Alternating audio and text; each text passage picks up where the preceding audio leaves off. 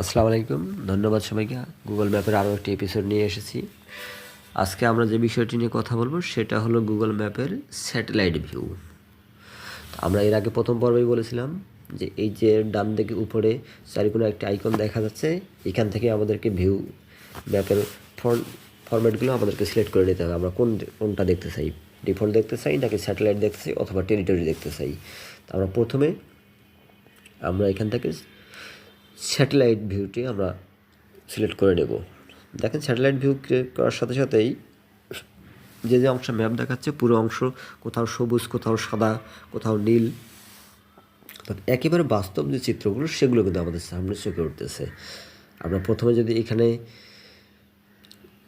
আরব অঞ্চলটা দেখেন, এই যে আরব অঞ্চল যদি দেখতে চান আপনারা, একেবারে সাদা অথবা খয়েরি কালার ধারণ করেছে, এটা সাধারণত হলো মরু অঞ্চল। আপনি এই যে কুয়েত বা সৌদি আরবের রিয়াদ এই অংশগুলো যদি আপনি দেখেন, এখানে জুম করলে দেখতে পাবেন যে এখানে আসলে কোনো গাছপালার চিহ্ন দেখা যায় না, সব কিছু পাহাড়ি অংশ এবং একদম মরু অংশ, কোথাও কোনো গাছপালার চিহ্ন আপনারা খুঁজে পাচ্ছেন না। অর্থাৎ এই যে আমরা সাদা অথবা খয়েরি অংশ যেটা দেখতে পাই, এটা মূলত হলো মরু অংশ।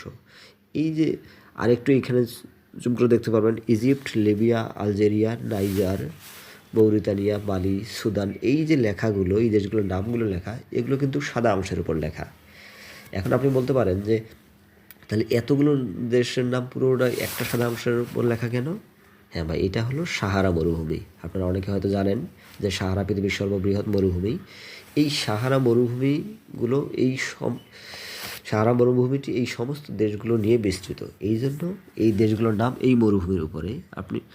আপনি যদি জুম করেন তাহলে দেখতে পাবেন যে এর ভিতরে সাদা সাদা সীমান্তগুলো নির্ধারণ করে দেওয়া আছে, সাদা দাগ দিয়ে সীমান্ত নির্ধারণ করে দেওয়া আছে কোন দেশের সীমানা কতটুকু পর্যন্ত। আর এই যে সবুজ, ঘন সবুজ অংশ, আপনি ডিআরসি লেখা দেখতে পাচ্ছেন, Democratic Republic of the Congo. আপনারা হয়তো অনেকেই জানেন যে আফ্রিকায় প্রচুর বনাঞ্চল আছে, সেটা কিন্তু আফ্রিকার মধ্য অংশে। এটা হয়তো অনেকেই জানেন না। আমরা মনে করি আফ্রিকা মানেই বোধহয় বন জঙ্গল, কিন্তু আফ্রিকার বন জঙ্গল বা তৃণভূমি বলেন অথবা বিভিন্ন বন্য পশু পাখিদের যে অভয় আশ্রম বলে, এটা কিন্তু আফ্রিকার মধ্য অংশে, উত্তর অংশে না, কিন্তু দক্ষিণ অংশেও আছে কিছুটা, কিন্তু সেটা তুলনামূলক কম, মধ্য অংশে মূলত বেশি। অর্থাৎ এই যে সবুজ যে চিহ্নগুলো আমরা দেখতে পাচ্তেছি, এগুলো হলো মূলত গাছপালার চিহ্ন। আমরা যদি আরও জুম করে থাকি, জুম করলে এখানে আসলে শুধু সবুজেই দেখতে পাবো, আর অন্য কিছু দেখতে পাই না আমরা। এগুলো মূলত হলো ঘন জঙ্গল। এটা আরও সহজভাবে দেখলে আমরা দেখতে পারবেন, জঙ্গল অথবা তৃণভূমি, অর্থাৎ যেখানে ফসল অথবা গাছপালা জন্মায় সেই অংশটাকে সবুজ দেখায়, আর যে অঞ্চলটা একেবারে রুক্ষ মরুময় সেই অংশটাকে এই যে এরকম সাদা ধূসর দেখায়। আর এর বাইরে এই যে নীল অংশটা আপনারা দেখতে পাচ্ছেন, এই যে নীল অংশ, আমরা এই যে বে অফ বেঙ্গল লেখা নীল অংশ, এই নীলগুলো মূলত হলো জলাভূমি অথবা সাগর, মহাসাগর অথবা নদী, অর্থাৎ পানি যে অংশে যে স্থানে বিরাজ করে মূলত সেই অংশগুলোকে এরকম নীল রঙের দেখায়। এটা হলো আপনার স্যাটেলাইট ভিউয়ের সহজ একটি বিষয়। তার মানে আমরা বুঝে গেলাম যে সাধারণত এখানে তিনটে বিষয় দেখা যাচ্ছে। একটা হলো সবুজ অংশ। আমরা যদি বাংলাদেশের এই অংশ দেখি, বাংলাদেশ মিয়ানমার, এই যে আমরা বাংলাদেশের বান্দরবান অংশটা দেখতে চাই, এখানে দেখেন সম্পূর্ণ অংশটা সবুজ, অর্থাৎ এখানে গাছপালা অথবা কৃষি জমি রয়েছে যেখানে প্রচুর পরিমাণে ফসল ফলে, সেই অংশগুলোতে মূলত এরকম সবুজ দেখায়।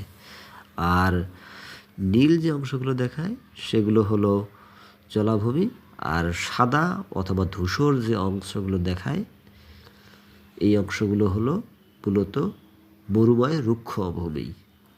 এই হলো মোটামুটি আমাদের স্যাটেলাইট ভিউয়ের তিনটা ভিউর পরিচিতি। বলুন, আপনারা যদি পুরো ম্যাপটাকে দেখেন, মূলত এই তিনটা রঙেই দেখতে পারবেন অধিকাংশ জায়গায় পুরো পৃথিবী।